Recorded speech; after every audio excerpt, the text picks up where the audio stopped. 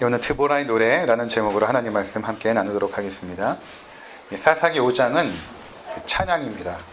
4장은 드보라가 이끈 놀라운 전쟁의 역사에 초점을 맞추고 있다면, 5장은 역사적 사건을 신앙의 눈으로 바라보면서 하나님을 찬송하고 있는 것입니다.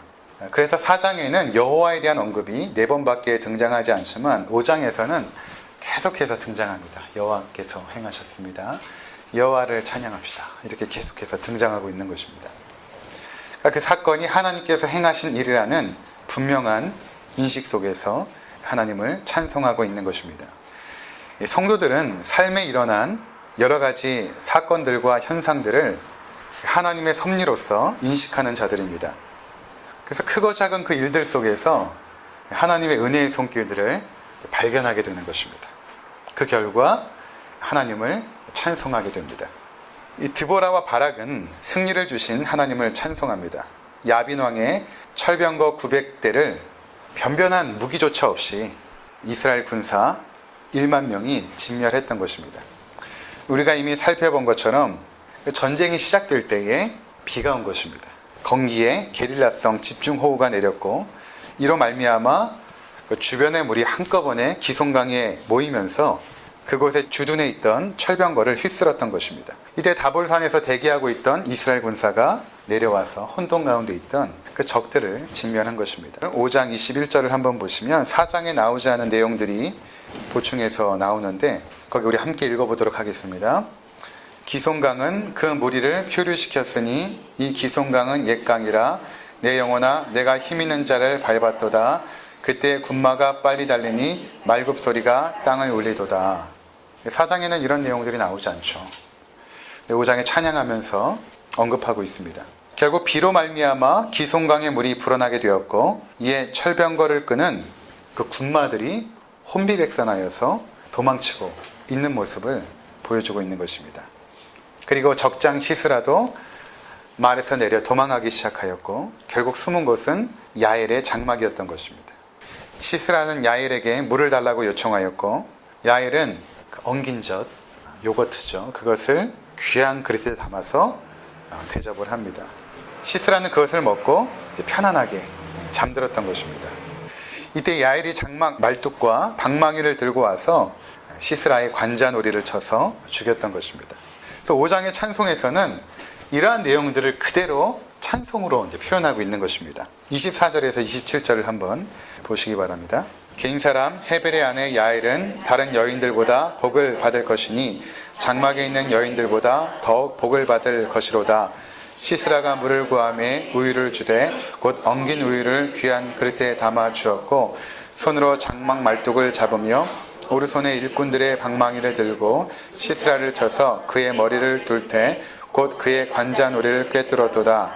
그가 그의 발 앞에 구부러지며 엎드러지고 쓰러졌고, 그의 발 앞에 구부러져 엎드러져서 그 구부러진 곳에 엎드러져 죽었도다. 이 장면을 이렇게 보시면 찬송의 내용인데, 그 시스라가 비참하게 죽어가는 모습을 마치 슬로우 비디오를 보듯이 그렇게 표현하고 있죠. 야엘의 발 앞에 구부러지며 엎드러지고 쓰러지고, 그의 발 앞에 구부러져 엎드러져서 그 구부러진 곳에 엎드려져 죽었더라. 그냥 직사한 것이 아닙니다. 직사한 것이 아니라 아주 비참하게 고통 가운데서 죽어갔다. 이것을 드보라가 찬송하고 있다는 것은 우리가 이제 좀 이따 살펴보겠지만 굉장히 놀라운 것입니다. 우리가 영화를 보아도 아주 흉악한 범죄자들이 그냥 총에 맞아서 죽지 않죠. 어떻게 죽습니까? 비참하게 죽어갑니다. 평범한 여인 앞에서 비참하게 죽어간 것입니다. 근데 그렇게 비참하게 시스라가 죽어갈 때, 그 야엘이라는 그 여인 앞에서 비참하게 죽어갈 때에 이 장면은 또 한 명의 여인을 보여주고 있습니다. 그가 누구인가? 바로 시스라를 기다리고 있는 그의 어머니입니다. 28절에서 30절 우리 함께 보도록 하겠습니다. 함께 읽겠습니다.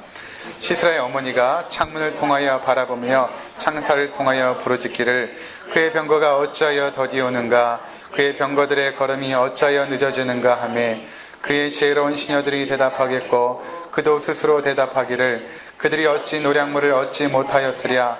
그것을 나누지 못하였으랴. 사람마다 한두 처녀를 얻었으리로다. 씻으라는 채색 옷을 노략하였으리니 그것은 수놓은 채색 옷이리로다. 곧 양쪽에 수놓은 채색 옷이리니 노략한 자의 목에 꾸미리로다 하였으리라. 시스라의 어머니가 창문을 바라보면서 자신의 아들이 오기만을 애타게 기다리고 있는 것입니다. 어쩌여 돌아오지 않는가 부르짖고 있는 것입니다. 그러니까 그의 옆에 있었던 시녀들이 그냥 시녀들이라고 말하지 않고 지혜로운 시녀들이라고 말하죠. 그들이 대답합니다. 아마도 노략물을 얻고 그것을 나누느라고 늦을 것입니다.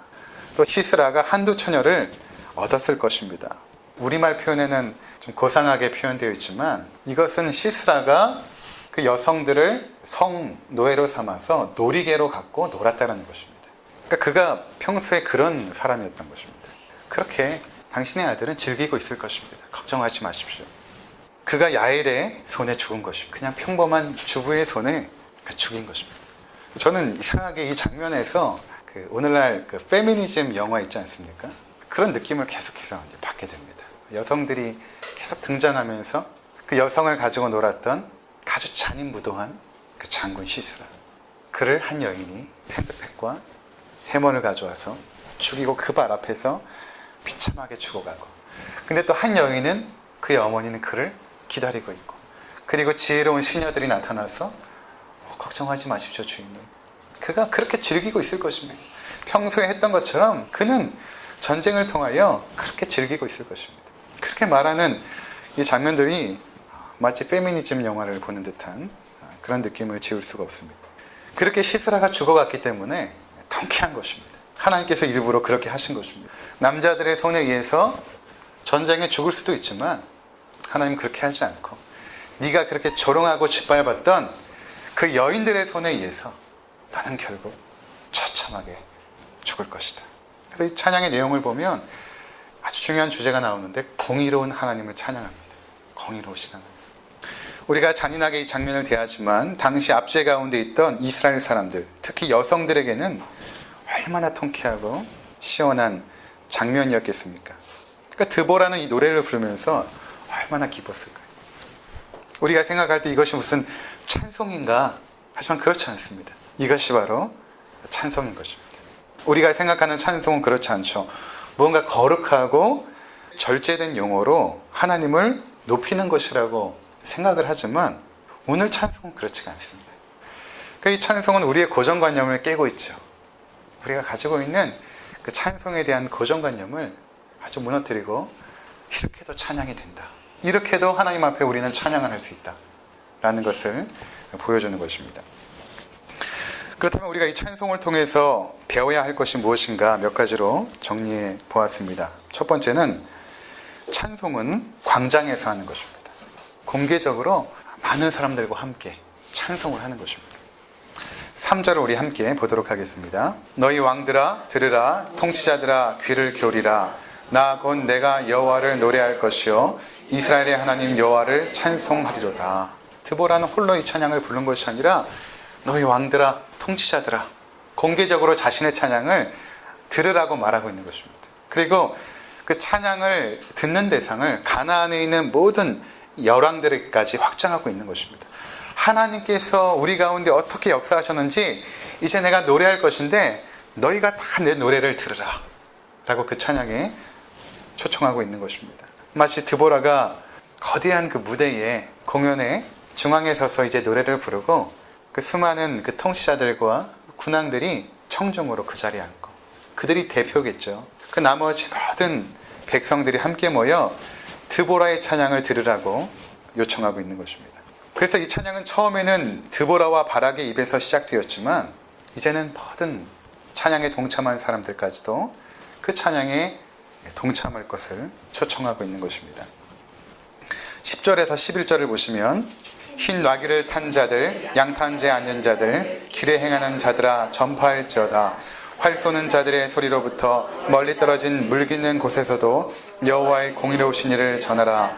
이스라엘에서 마을 사람들을 위한 의로우신 일을 노래하라. 그때 여호와의 백성이 성문에 내려갔도다. 흰 나귀를 탄 자들, 또 11절에 활 쏘는 자들, 이런 자들은 부유하고 권력 있는 자들이겠죠.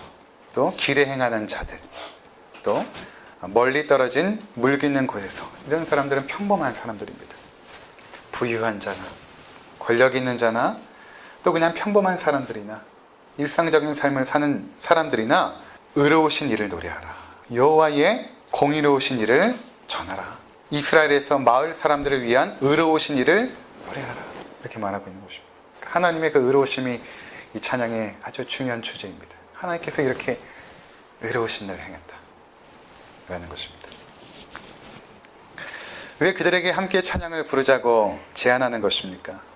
그것은 그 사건 속에서도 여전히 이 일이 하나님께서 행하셨음을 깨닫지 못하는 자들이 있기 때문입니다. 그들은 전쟁에서 비가 온 것이 우연이라고 생각했을 것입니다.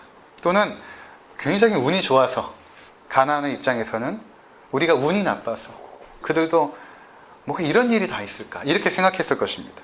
그러나 드보라는 분명히 알았던 것입니다. 처음부터 하나님께서 그들에게 전략을 제시해 주었고 하나님께서 친히 함께하사 승리했다라는 것을 너무나 분명하게 알았기 때문에 이 모든 일들은 처음부터 끝까지 하나님께서 행하신 일이다.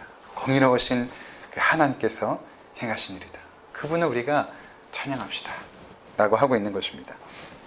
자, 두 번째, 우리가 이 찬양을 통해서 깨닫게 되는 것은 찬양 가운데 우리 자신에 대한 비참한 현실에 대한 고백이 필요하다는 것입니다. 그러니까 찬양은 하나님을 높여드리는데 그 하나님이 높여지기 위해서는 비참한 우리의 상태와 현실이 함께 고백되어질 때 그 하나님의 은혜가 더욱 찬란하게 빛나는 것입니다. 6절에서 8절을 함께 보도록 하겠습니다. 아낫의 아들 삼갈의 날에 또는 야엘의 날에는 대로가 비었고 길의 행인들은 오솔길에 다녔도다. 이스라엘에는 마을 사람들이 그쳤으니 나 드보라가 일어나 이스라엘의 어머니가 되기까지 그쳤도다. 무리가 새 신들을 택하였으므로 그때 전쟁이 성문에 이르렀으나 이스라엘의 4만 명 중에 방패와 창이 보였던가.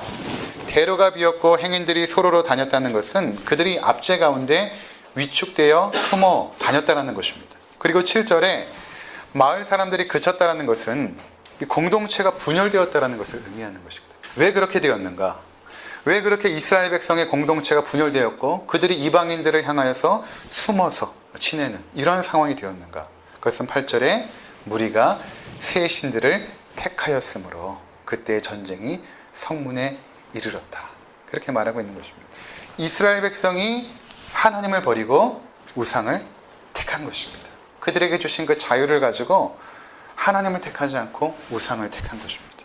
그 결과 그들은 비참한 상태로 전락한 것입니다. 이런 상황 속에서 무기도 없고 변변한 무기도 없는 것입니다.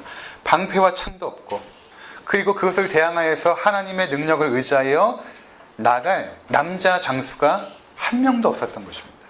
그래서 7절에 보니까 이스라엘 마을 사람들이 그쳤으니 나 드보라가 일어나 이스라엘의 어머니가 되기까지 그쳤도다. 그 여성이 나설 수밖에 없는 그 상황, 가정에서 남편의 보호와 자녀를 양육해야 되는 그 일을 감당해야 될 여성이 나설 수밖에 없는 그 상황, 그 비참했던 상황을 솔직하게 고백하고 있다는 것입니다. 찬송이란 하나님께서 우리에게 행하신 일을 노래하는 것입니다. 따라서 우리가 어떠한 자인지에 대한 솔직한 고백이 필요한 것입니다. 우리가 어떠한 자였는가? 지난주에 회개란 용서한 자에게 베풀어 주시는 하나님의 은혜라고 말씀을 드렸습니다. 자신의 죄의 비참함이 뭔지도 인식하지 못하는데 용서가 이루어질 수가 없는 것이죠. 내가 잘못한 것을 인식하지 못하는데 무엇 때문에 용서를 필요로 하겠습니까? 마찬가지로 찬송이란 자신의 비참했던 모습과 무엇 때문에 내가 이렇게 되었는지에 대한 솔직한 고백이 있을 때에 하나님의 은혜가 은혜로 여겨지게 되는 것입니다. 찬송은 그것을 감추지 않습니다. 찬송은 자신의 비참함을 솔직하게 고백합니다. 내가 이런 자였습니다. 그리고 하나님은 그러한 죄인에게 놀라운 은혜를 베풀어 주신 분이십니다. 하나님, 우리는 죄인인데 그러한 죄인을 하나님께서는 사랑하시고 자신의 아들까지도 아끼지 않고 주신 분이십니다. 그냥 하나님은 사랑이십니다 라고 고백하는 것이 아니라 하나님은 이 죄인들을 사랑하신 분이십니다 라고 찬양을 할 때에 그 은혜가 더 찬란하게 빛나는 것입니다. 그래서 바울은 로마서 5장 20절에 죄가 더한 곳에 은혜가 더욱 넘쳤다고 말하는 것입니다. 하나님의 은혜를 말하기 전에, 하나님의 은혜를 찬송하기 전에 먼저 자신의 상황과 상태에 대한 분명한 인식이 있어야 되는 것입니다. 그렇지 않고는 우리의 찬양은 그냥 추상적이고 관념적인 노래가 될 수 있다는 것입니다. 세 번째에, 찬송은 그러한 비참한 가운데 은혜를 베풀어 주신 그 하나님을 노래를 하는 것입니다. 그리고 이 찬송을 보면 그 하나님께서 비참한 가운데 있는 그의 백성들을 어떻게 이끌어내셨고 어떻게 승리를 가져왔는지를 노래합니다. 2절에 한번 보시면, 이스라엘의 영솔자들이 영솔하였고 백성이 즐거이 헌신하였으니 여호와를 찬송하라. 9절도 함께 보도록 하겠습니다. 9절 시작. 내 마음이 이스라엘의 방백을 사모함은 그들이 백성 중에서 즐거이 헌신하였음이니 여호와를 찬송하라. 그들이 그 자리에 머물러 있지 않고 하나님께서 은혜를 부어주사 그들의 헌신을 이끌어내셨다는 것입니다. 그들이 자발적으로 헌신한 것이 아니라 하나님께서 압제 가운데 있었던 그들의 헌신을 이끌어내셨다. 그래서 우리는 여호와 하나님을 찬양해야 한다라고 노래하고 있는 것입니다. 하나님은 그들의 마음을 움직이셨죠. 그래서 다볼산까지 갈 믿음을 주신 것입니다. 그리고 철병거가 아주 무시무시하게 전열되어 있을 때에 비를 내리심으로 그 말과 그 군사들을 혼비케 함으로 그들에게 이 전쟁의 승리를 보여주신 것이죠. 그때 그들이 내려가 그들을 진멸한 건 아닙니까? 그러한 순종함들을 이끌으셨던 분이 누구인가? 바로 하나님이다 라고 찬송하고 있는 것입니다. 하나님은 우리의 헌신을 필요로 하지 않습니다. 하나님은 홀로 능히 구원을 행하실 수 있습니다. 그런데 우리를 그 일에 동참을 시키세요. 우리의 마음을 움직이시고 순종의 자리에 서게 하시며 그것으로 말미암아 하나님의 놀라운 구원의 손길을 체험하게 하시는 것입니다. 왜 그렇게 하실까? 하나님 홀로 할 수 있는데 왜 그렇게 하실까? 왜 우리로 하여금 기도하게 하시고 순종하게 하시고 작은 일에 충성하게 하심으로 하나님의 놀라운 구원의 일들을 일으키시는 것일까? 그것은 무엇 때문인가 하면 찬송받기를 원하시기 때문에 그렇습니다. 하나님 우리를 통하여 찬송받기를 원하세요. 이사야 43장 21절에 보면 이 백성은 내가 나를 위하여 지었나니 나를 찬송하게 함이니라. 하나님께서 우리를 창조하신 목적이 우리로 하여금 찬송을 받기 원하기 위함입니다. 그래서 우리를 일부러 하나님의 놀라우신 구원의 은혜의 역사에 동참시키시는 것입니다. 그것을 너희가 체험하고 깨닫고 찬송하라. 그렇게 하시는 것입니다. 네 번째로는 이 찬송을 통해 우리가 깨닫게 되는 것은 무엇인가 하면 찬송은 하나님의 구원의 사건을 경험한 자들의 아주 자연스러운 반응이라는 것입니다. 이게 이제 중요하거든요. 자연스러운 반응, 이것이 중요합니다. 절제된 감정과 정제된 단어가 아니라 자신의 마음속의 언어를 자연스럽게 표출하는 것이 찬양입니다. 또 이 찬양은 좀 우리를 당황스럽게 하는데 축복도 있지만 저주도 있습니다. 고마움도 있지만 서운함도 있습니다. 24절을 한번 보시면 긴 사람 헤벨의 아내 야엘은 다른 여인들보다 복을 받을 것이니 장막에 있는 여인들보다 더욱 복을 받을 것이로다. 축복을 기원하죠. 그런데 반면 23절을 보면 23절 함께 읽겠습니다. 여호와의 사자의 말씀에 메로스를 저주하라. 너희가 거듭거듭 그 주민들을 저주할 것은 그들이 와서 여호와를 돕지 아니하며 여호와를 도와 용사를 치지 아니함이니라 하시도다. 여호와의 전쟁에 너희가 돕지 않았다. 메로스라는 곳은 이제 땅의 지명인데 정확히 어딘지는 알지 못하지만 그곳의 주민들이 여호와의 전쟁에 참여하지 않았다. 메로스를 저주하라. 이렇게 말하고 있는 것입니다. 또 고마움에 대한 표현도 있는데 14절을 한번 보시면 에브라임에게서 나온 자들은 아말렉의 뿌리 박힌 자들이요 베냐민은 백성들 중에서 너를 따르는 자들이요 마길에서는 명령하는 자들이 내려왔고 스불론에서는 대장군의 지팡이를 잡은 자들이 내려왔도다. 전쟁에 동참해준 지파들에 대한 고마움을 이제 노래를 합니다. 특히 18절을 보면 죽음을 무릅쓰고 전쟁에 참여한 스불론 지파에 대한 고마움을 노래합니다. 18절 함께 읽도록 하겠습니다. 스불론은 죽음을 무릅쓰고 목숨을 아끼지 아니한 백성이요 납달리도 들의 높은 곳에서 걸어하도다. 반면 서운함에 대한 노래도 있습니다. 16절 함께 읽겠습니다. 내가 양의 오리 가운데 앉아서 목자의 피리 부는 소리를 들으면 어찌 됨이냐. 르우벤 시내가에서 큰 결심이 있었도다. 르우벤 지파가 처음에는 결심을 하고 전쟁에 동참해야겠다라고 했는데 그들이 실제로 행동까지는 하지 않았습니다. 동참하지 않았어요. 한간 목축의 일상에 방해를 원치 않았던 것입니다. 그냥 우리는 평범하게 살고 싶은데 그 일에 굳이 나서고 싶지 않았던 것입니다. 한편 길르앗과 단과 아셀은 아예 미동조차 하지 않았습니다. 17절 함께 읽도록 하겠습니다. 길르앗은 요단강 저쪽에 거주하며 단은 배에 머무른 어찌됨이냐. 아셀은 해변에 앉으며 자기 항망에 거주하여도다. 그러니까 드보라가 지금 찬송하는 것을 보면 그의 마음을 솔직하게 고백합니다.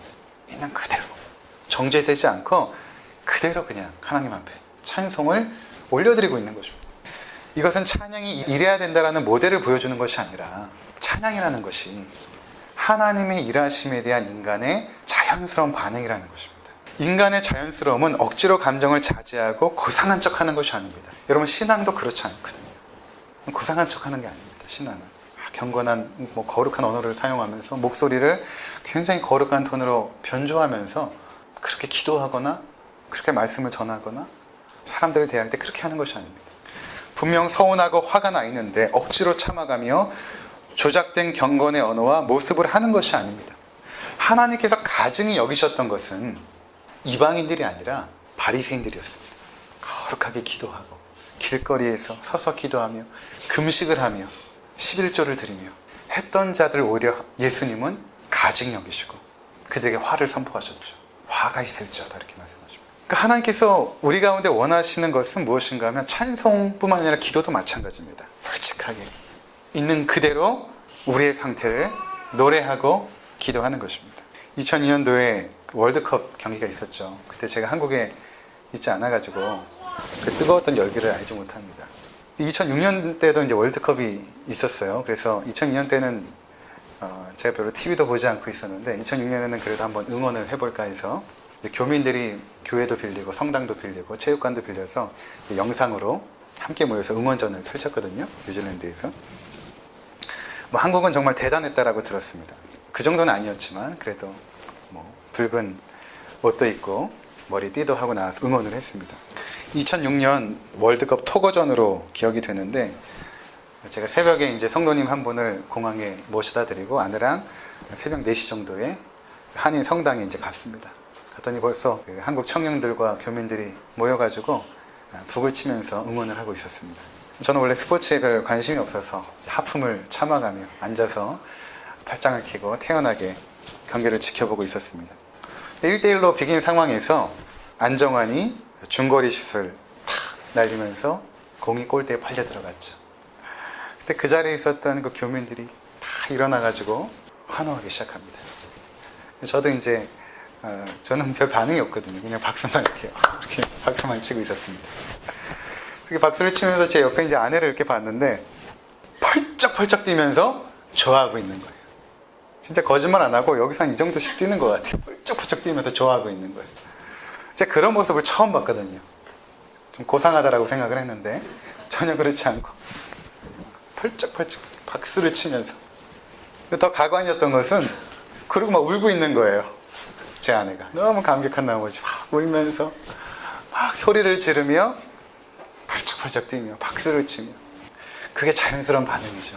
그 축구를 보면 그 선수가 일으킨 그 하나의 사건 아닙니까? 그 사건을 바라보던 사람들의 가장 자연스러운 반응은 아마 그런 것일 것입니다. 펄쩍펄쩍 뛰고 박수를 치며 환호하고. 찬양은 마치 그와 같은 것입니다. 그래서 실제로 누가 찬양을 가장 잘할 수 있는가? 어린아이들입니다. 어린아이들은 가장 자연스럽게 찬양을 합니다. 우리는 그래도 많이 의식하잖아요. 주변 사람도 의식하고 자기 위치도 의식하고.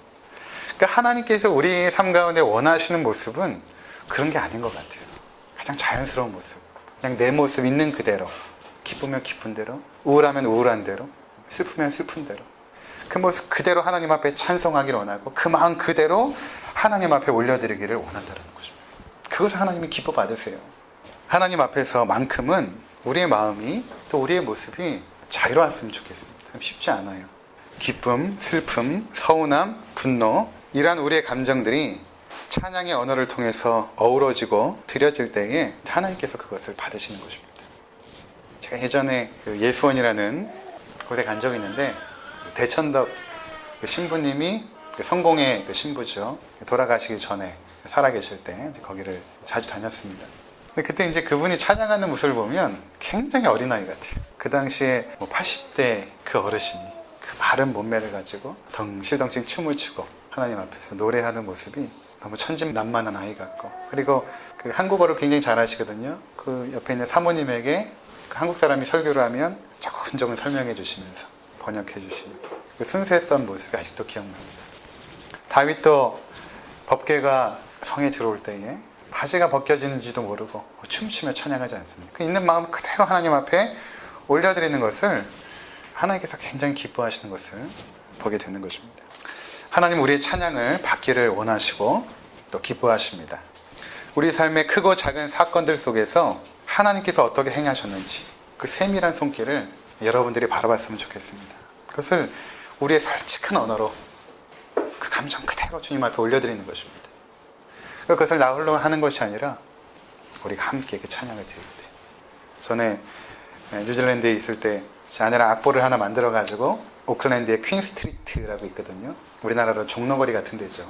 거기에 둘이 이제 서가지고 이제 기타 하나 들고 찬양을 부릅니다. 둘이 뭐 소리도 안 나죠. 뭐 차들도 다니고 하는데, 그때 불렀던 찬양이 이제 여러 곡 있는데 그 중에 하나가 Here I am to worship, 내가 여기서 하나님을 찬양합니다 라는 찬양이 있어요. 근데 그 찬양을 둘이 이제 부르기 시작하면은 지나가던 크리스찬들이 한 명 한 명 우리 옆에 서기 시작해요. 그 중에는 사모안도 있었고 텅안도 있었고 마오리도 있었고 다양한 외국인들, 인도인들도 있었고 한 명 한 명 서기 시작합니다. 둘이 찬양을 했는데 나중에 보면 수십 명이 성가대가 되어 있어서 그 퀸스트리트에서 찬송을 하고 있는 거예요. 그때의 그 아름다웠던 기억들이 지금도 추억 속에 자리 잡고 있습니다. 우리 가운데 일으키신 그 하나님의 일들을 우리가 안에 숨겨두지 말고 광장에서 하나님을 높여드릴 때에 하나님께서는 우리의 찬양을 기뻐 받으시고 그 찬양 속에서 하나님의 영광을 얻게 되는 것입니다. 아무쪼록 그러한 삶을 살아들이시는 우리 모두가 되시기를 주의 이름으로 축원을 드립니다. 기도하겠습니다.